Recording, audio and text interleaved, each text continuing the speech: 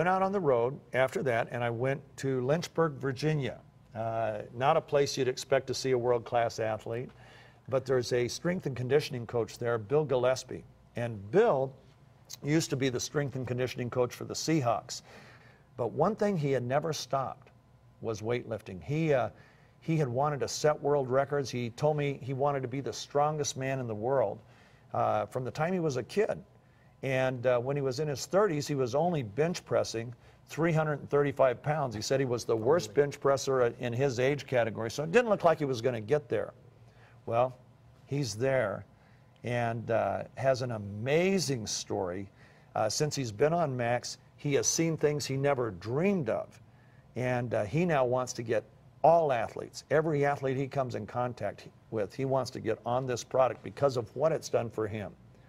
So let's take a look. Tell me about your big day and how Max played into it. I hadn't had a good meet in a long time. I only made my first attempt. I went up 30 more pounds and I missed it. And it just seemed like things just never clicked. I was introduced to MaxGXL, and I was told if you really want to have a chance to have your peak performance, you should try to take 4 packs a day. Okay, it made sense, the science makes sense, and I said, I'll give it a try. I go to this meet in Wisconsin, and I had the day of my life. I went 4 for 4. I set a total of 5 world records, and in fact, the 804, when you watch it, looked easy. So I really believe I could have done even more that day. I didn't even expect to get 804. I'm very thankful for that day. Is it normal for a person to break a world record and then break that record? No, it's never. I've never had a day like that. I opened up, because I knew I was relatively strong. I knew I had a good day. I opened up with 6 pounds over my age group world record.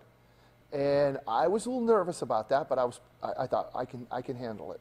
And I was pretty confident in my first and second attempt. I thought I had a good chance. What I didn't realize was those were going to be the 2 toughest attempts I took. After that, it got easier. I've never had a day like that. Usually it gets harder. I went 722 for my age group world record, went to 749, got another world record for my age group, went to 771. A little nervous about that. It got it easy, and then I went and I said, you know, the open world record's 801. I used to have it at 800. I thought, let's just go for it. I have nothing to lose. Let's give it a try. And when he handed it off the weight to me, I thought, if I miss this weight, I'm going to be embarrassed. And it went up, at the time, relatively easy. So I couldn't believe it. What a day.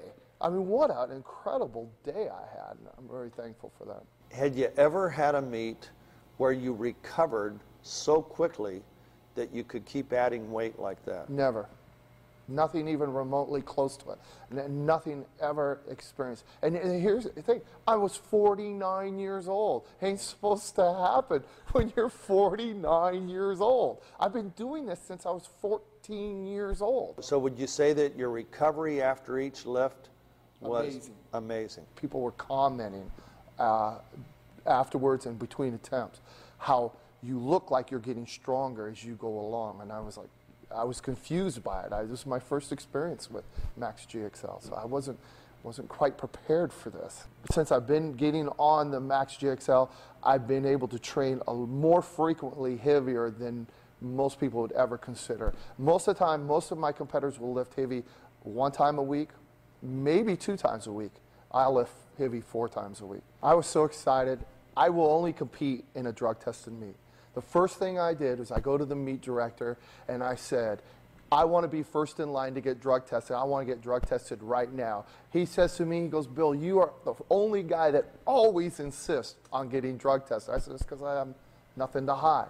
So that guy got drug tested. I had been drug tested 8 weeks earlier, so there was nothing to hide. I got my test results back. Everything perfectly clear, no masking agents. Everything's 100% approved, and I have been lifetime drug-free all my life. And as far as supplements are concerned, I've never been a big fan of supplements. I've always been a lot more leaning towards food. They just never seem to work, to be honest with you.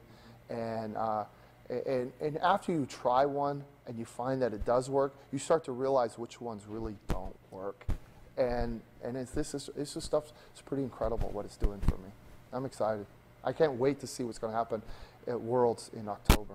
I'm hoping to do something extraordinary. What would you say to the people out there, the athletes that are thinking, should I try this, should I not try this? What would you tell them about Max? Oh, I tell them to definitely give it a try. If you're finding that you're not recovering from workouts, because that's the key. We assume as athletes and as coaches that you're going to work hard. We assume that you're going to do a program that's going to make you better. The key, the true key to success is recovery. How fast can you recover so you can duplicate that workout again?